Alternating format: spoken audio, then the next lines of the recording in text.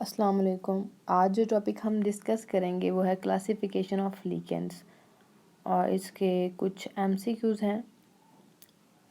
Ligands की अगर classification की बात की जाए तो ये मोनोडेंडेट, बाइडेंडेट एंड ट्राइडेंडेट पे क्लासिफिकेट इनको किया जाता है। जब ट्राई पे बात आती है तो उसको पॉलीडेंडेट भी कहा जा सकता है। और इसको मज़ीद अगर एक्सप्लेन करने पे जाया जाए तो जिनकी जितनी ज़्यादा अटैचिंग बाइट्स या फिर वो जिसके ज़रिए अपने आप को बाइंड करता है, जितनी ज़्यादा उसकी साइड्स होंगी उसके मोनो से बाई, बाई से ट्राई, इस तरह नेम चेंज होते जाएंगे। तो हमारे पास जो फर्स्ट एमसीक्यूज़ है उसमें क्या बताया गया है कि the sphere is enclosed in brackets in formulas for complex species and it includes the central metal ion plus the coordinated groups। इनमें से कौन सा ऐसी कैटेगरी इनमें पाई जाती है इन चारों में से? लिगेंड, डोनर, ऑक्सीडेशन, कोऑर्डिनेशन और चिलेटिंग। तो इसका जो फर्स्ट करेक्ट ऑप्शन है वो है डी, चिलेटिंग। एंड नेक्स्ट हमारे पास है in coordination chemistry the donor atom of a ligand is. क्या होता है इसका? बेस्ट जो ऑप्शन है वो है D, the atom in the ligand that shares an electron pair with the metal. जो इलेक्ट्रॉन पेयर को शेयर करेगा वो होगा donor atom of a ligand.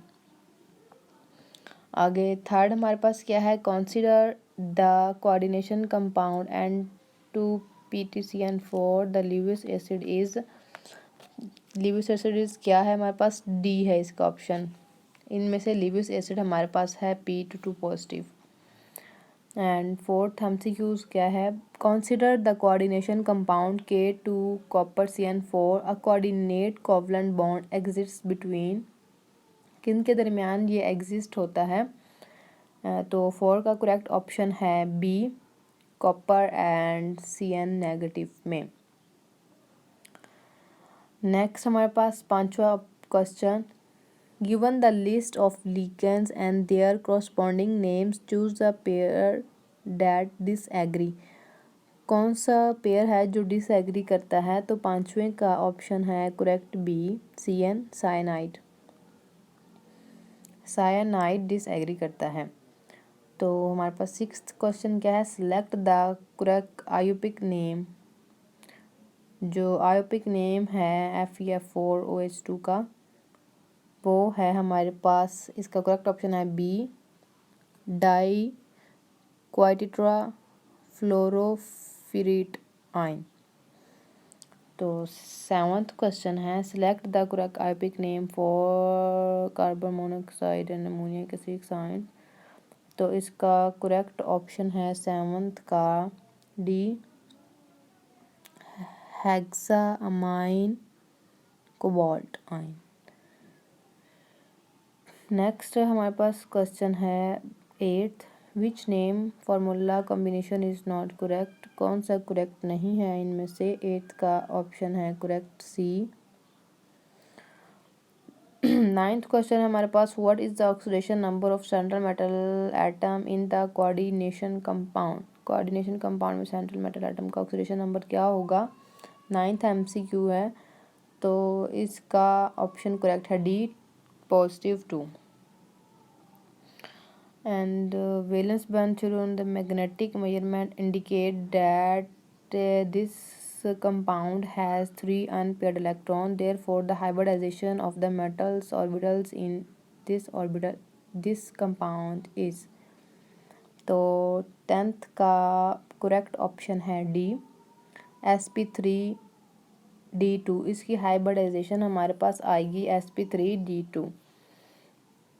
Which of the following complexes can exhibit geometrical isomerism? Geometrical isomerism इनमें से कौन से complex की है, कौन से कंपाउंड की है? तो हमारे पास 11th का करेक्ट ऑप्शन है ए, स्क्वायर प्लेनर। जो फर्स्ट हमारे पास एक कम्प्लेक्स है उसकी ज्योमेट्री है square planar. 12th MCQ, a molecule that cannot be superimposed into mirror image and it is said to exhibit which of the following? तो 12th का correct option है B, optical isomerism. जो super imposed images नहीं बनाते हैं, super imposable नहीं है, वो क्या है? Optical isomerism. हाँ, 13 MCQs है हमारे पास, जिसमें क्या है? In which of the following species does the transition metal ion have D3 electronic configuration? D3 electronic configuration इनमें से किसकी है? तो 13 का करेक्ट ऑप्शन है ए, CrNH3/6 पॉजिटिव। इसमें से ए करेक्ट है। Question number 14, valence bond theory, the coordination complex has one unpaired electron, which of the following statement are true? तो 14वां है MCQ, जिसका करेक्ट आंसर है बी, 1, 2 एंड 5। 1, 2 एंड 5। 1 में है द कॉम्प्लेक्स इज ऑक्टाहेड्रल, इसकी जो शेप है वो ऑक्टाहेड्रल है, और जो सेकंड पे है the complex is an outer orbital complex, okay. और the fifth the coordination number is 6, इसका कोऑर्डिनेशन नंबर 6 है, और कॉम्प्लेक्स ऑक्टाहेड्रल है, तो इसलिए इसका करेक्ट ऑप्शन हुआ बी। इसमें हमने बताना है जो क्वेश्चन नंबर 15 है, which of the following statement is false? Question number 15 का करेक्ट ऑप्शन है ए, ये फॉल्स है। In an octahedral crystal field the d electrons on a metal ion occupy the each set of orbitals before they occupy the T2G of set of orbitals। इसका correct option होगा ए। Next question number 16 है, crystal field theory, when the valence or d orbitals of the central metal ion are split in energy into the octahedral ligand field, which orbital are raised least energy? Question number 16 का correct option है B, DXY, DXZ and DYZ। इन directions में होंगे ये, और इनका हम तब पता चलेगा जब इनको हम ड्रा करके देखेंगे। Question number 17, crystal field theory, how many unpaired electron are in strong field iron two octahedral complexes? तो क्वेश्चन नंबर 17 का करेक्ट ऑप्शन है ए, इसमें 0 होगा। Question number 18, crystal field theory consider the complex ion with 5 unpaired electron, which responses includes all the following statements that are true and no false statements? तो question number 18 का correct option है B, 3, 4 and 5। Question number 19, consider the violet colour compound and the yellow, which of the following statement is false? इसमें से हमने बताना है कि false कौन सी है, तो स्टेटमेंट नंबर बी जो है वो फॉल्स होगी। तो last one is crystal field theory strong field ligand such as cyanide, तो इसमें से हमारे पास क्या है? करेक्ट ऑप्शन इसका है C, usually produce low spin complex and high crystal field स्प्लिटिंग्स।